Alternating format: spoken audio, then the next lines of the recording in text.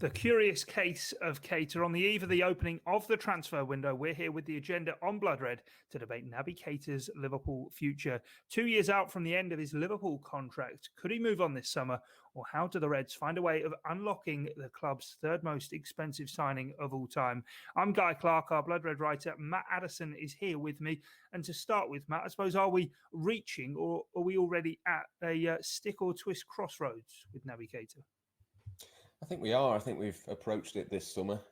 He's not one of the names that we understand at the Echo is on that list of potentially getting a new contract anytime soon. So I think there's other priorities in terms of keeping players at Liverpool. And when you think that he's only got 2 years left on his contract, you do wonder which way do Liverpool go next with this. I mean, there is the possibility, of course, that they don't give him a new contract, but they do keep him for the next 2 years and let him go on a free transfer potentially. But as you say, the third most expensive signing of all time, £52.75 million it was that they paid for him to get him out of Leipzig. It would kind of feel a little bit of a strange one to let that happen. But we know that the reasons why it's not quite worked for him up to this point. But I think there's always that question with Naby Keita of if it clicks and if you keep him and if things go well, he could become a brilliant player. I think he is a perfect midfielder for Jurgen Klopp. And I suppose that's the question, isn't it? Do you keep him even though the evidence isn't there that he can get on the pitch? Or do you let him go and take the risk that possibly if he moves away and next season his injury troubles do just click and he does get back to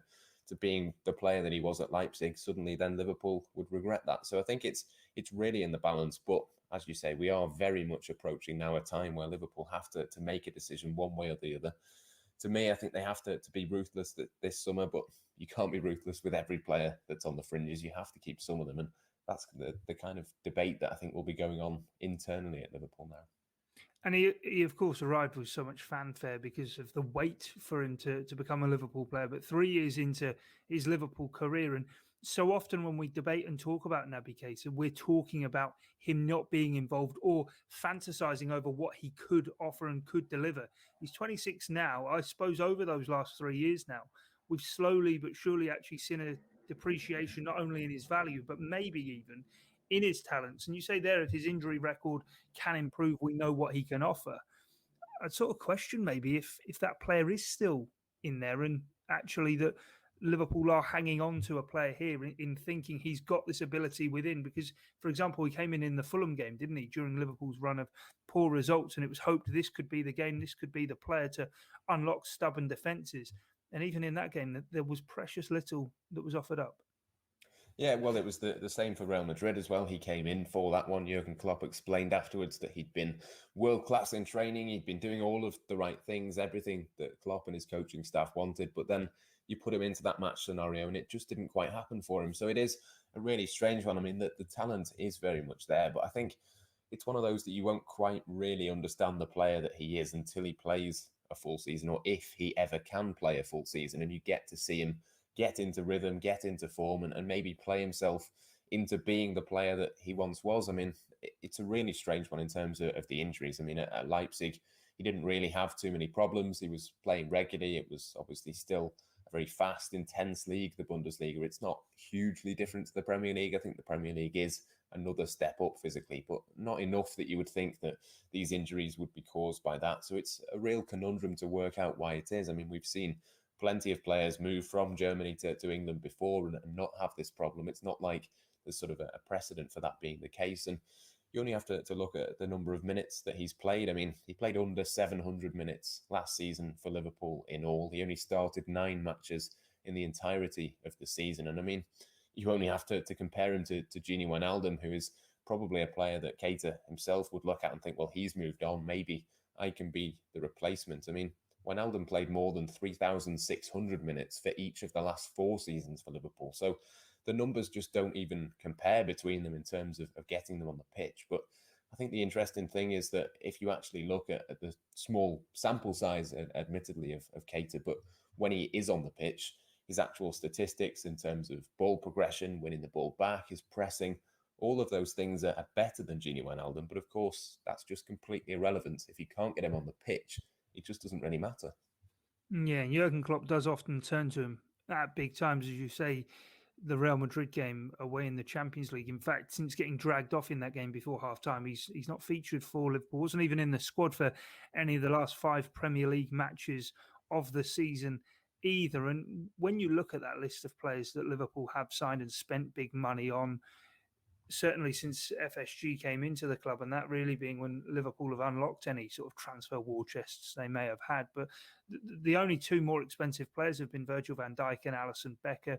In and around Naby Keita, then you've got Diogo Jota, who of course arrived last season and already has started repaying his fee from Wolverhampton Wanderers, Mohamed Salah and Fabinho as well. It is fair, I suppose, to say that there was a lot of expectation, but it has ultimately also been a frustrating time, both for the player and supporters. As you say, people keen to get behind Naby Keita when he does get a run of games, but that frustration of not quite being able to count on him enough to be out there. Yeah, I think it's still correct that he's not started more than 3 Premier League games in a row for Liverpool in his entire career. And as you say, to pay that sort of money, Liverpool must have been convinced that he was, a game-changing player. We've seen sort of Van Dijk described as a transformational signing, and I think that was the idea with Naby Keita, obviously further up the pitch, does everything that you need from a Jurgen Klopp midfielder. He's got that creativity and flair, but he's got that defensive side as well, and that's what Liverpool fans were sold, really, during those 12 months that they had to wait to see him. They've obviously seen on YouTube, they saw, highlights and things like that of him playing in Germany, and that's what you saw. You saw a player who was able to carry the ball, who was able to play through balls. And we have seen it at times at Liverpool, but that's the frustration, is that that his ceiling is incredibly high. He is a perfect player to play in this Liverpool team the way that Jurgen Klopp wants to play. And I think the idea probably would have been for him to come in and move Gini Wijnaldum out of the team when he came in. Obviously, that could happen this summer, but it's just not happened for him over the last 3 seasons that he's been here. And I think that's it, isn't it? It's a long enough sample size now to think that this isn't going to change. If you said to me that, he only started, 9-10 games next season, that wouldn't exactly be a huge surprise. So it's a really tough quandary, I think, for Liverpool to weigh up, because you look at it and he's got everything you need. He's got all of the talent. But as I said before, there's just not really any point if you can't get him on the pitch regularly. Even if you said once a week, he doesn't have to start every single game. Even if you could guarantee, that he could start 2 or 3 games a month, that would be, a really worthwhile thing to keep him at the club. But you just can't afford to do that. I don't think, particularly with Wijnaldum moving on. You look at the other players, Alex Oxlade-Chamberlain, okay, he's not been injured, but he's not really been trusted, particularly by Jurgen Klopp over the last couple of seasons. Xherdan Shaqiri's played in midfield at times. He could well move on. There's interest, I think, from Italy at the moment in him. There's just sort of a few question marks in there. And okay, you can maybe afford to carry 1 or 2 players in that position, but when you've got 3 or 4 players who either will move on or possibly wouldn't be able to play particularly often next year, I think that's a real concern in terms of replacing Wijnaldum, because that's the trait, isn't it, that you need from whoever comes in, whether it's a like for like, whether it's somebody slightly different. The one thing that you do have to have is somebody that's going to come in and be able to play 50 games, because essentially that's what Gini Wijnaldum has done for the last 2 or 3 seasons consecutively. Yeah, he was sort of, I suppose, the dream signing, wasn't he, for Liverpool, Naby Keita? He was a pressing monster in the midfield. He was creative. He could get around the pitch as well. But unfortunately, the engine to be the engine for Liverpool, quite frankly, hasn't quite been up to it and has broken down on a number of occasions. And so that leads us then to 2 years on from the end of his contract then, or 2 years out from the end of his contract, I should say. The fact that, I suppose, this summer, Liverpool would listen to offers. It wouldn't just be a straight no to anything that came their way, albeit, of course, they've got a near on £53 million fee to try and recoup somehow. I'm sure they're not going to try and get the full fee back, but say even a £30 million bid, Matt, it would have to be considered, wouldn't it? Yeah, I'd say even less than that, to be honest. I think if you got half of the 52 that you paid for him, I think that would be a decent fee when you look at his contract situation, the amount of minutes that he's played. I mean, there has been a few links with him. I know Atletico Madrid have been linked with him, and Sal Niguez could move on from there, possibly. Is that a move there? Possibly. Leicester City have been linked with him as well, but I think they've just signed Boubakary Soumaré from Lille. Would you think that they go for another central midfielder? Probably not. I mean, that's the thing. I think as much as we can sit here and say, well, 25, 30 million, yeah, 100%, I would take that, I think. who is going to put that money down on him? Who's going to put the money forward? Because as much as we know he's a talented player, you have to imagine that wherever he goes next, he'd have the same sort of injury problems as what he's had. So, yeah, again, it's a tough one. I think if the price was right for Liverpool, certainly they would think about it. But it's just a case of trying to find really a team that would be capable and willing of putting that sort of money down. I think possibly one way around it would be a kind of swap deal type thing. I mean, we don't see that a huge amount, but I know last summer when we were in the office, or before last summer, wasn't it? We had a sort of conversation. Yeah, when Liverpool were sort of starting to be linked with Timo Werner, somebody in the office said, well, what do you think? Would you sort of put Naby Keita in a deal for Timo Werner? And I kind of thought, well, no, not really, because, I'm still sort of hopeful that obviously Keita could do something. I thought Liverpool at that time, if they were to get Timo Werner, they'd be able to pay that transfer fee. Obviously, that didn't quite happen, and he's obviously moved to Chelsea. But at the time, everyone was excited about Timo Werner. But even then, I wouldn't have sacrificed Naby Keita to bring him in. So, yeah, a year on, it's just sort of another season that's been similar to his first two. He's now had 3 consecutive ones where he's not really played a great deal.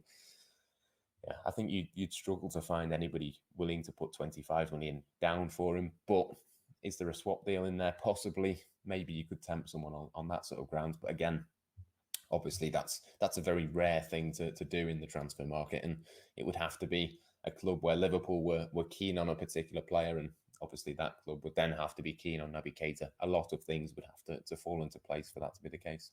Yeah, a lot of ifs, isn't there, involved in that, and a lot of different permutations that would all have to line up and fit for both parties. But I suppose then for Liverpool, it's maybe the first real time under Michael Edwards' role in that sporting director position that they found themselves in this kind of position that they've picked a player out on the data, they've watched him, they've seen everything that he had to offer was ideal for Liverpool.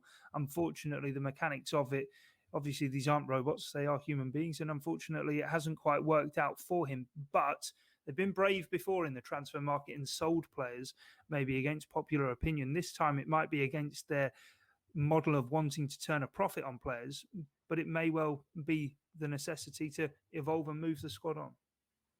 Yeah, to be honest, I wouldn't necessarily even say that they've got it wrong on Keita. I think they've got it right. They just couldn't have foreseen that the injuries would take place. I think if he wasn't injury prone and he wasn't always on the treatment table, then Liverpool would have a player that was worth the 52 million that they spent on him. I don't think they identified the wrong player, because there wasn't really any evidence that he would be quite as injury prone as what he has been. So that's the strange thing. And yeah, as much as we sort of praise Liverpool's recruitment and that sort of thing, there are certain things that you just can't predict. And I don't think, this was something that anybody would have seen coming. I think when Liverpool moved for him, there was other teams interested in him as well. Liverpool obviously got to the front of the queue. They used their sort of contacts within the Red Bull group and stuff like that to get on top of this and sign this player. And everyone was rightly excited about it. But yeah, we've said it 1 or 2 times. If you can't get him on the pitch, there's just no point. But I don't think it was Liverpool's fault necessarily that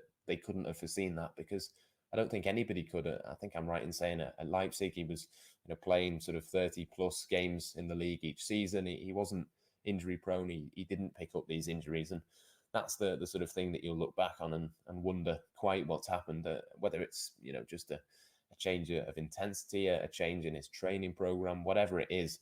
They've not been able to get to the bottom of it so far. And it's just a real strange one. It could just be, unfortunate. It could be unlucky. There could be something more underlying that we don't know about that's forcing these injuries. But whichever way it is, I think it would be pretty harsh to criticise Michael Edwards and the recruitment staff, because I think they got the right player. It's just not happened, unfortunately.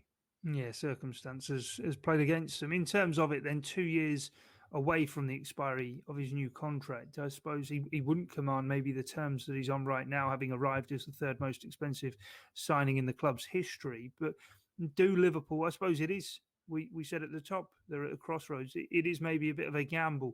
Try and see if one last time, a 4th season, he can get it right, and all of a sudden you do unlock the player that we all know is within.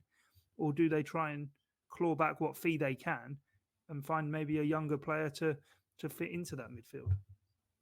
I think for me, it would come down to what offers were on the table. I think if you got 25 plus million on the table, I think you take it. If you get less than that, probably you just leave it another season, see how things are, see if that is, a change of fortune, or sort of certainly in terms of the injuries and that sort of thing. If they were to subside over the next 12 months, then give him those 12 months essentially to prove himself, and you can offer new terms next summer if you need to. So I think for me, it purely comes down to if a big enough offer, a tempting enough offer comes in, 100% you take it. But if not, I wouldn't be in a rush to sell him any cheaper than 25 million. I think that would be a fair price, a fair sort of gamble for someone somewhere to take. But otherwise it's a case of bringing in less money and having to replace him, because as much as he's obviously not played a huge amount, you would still have to have that extra body come in.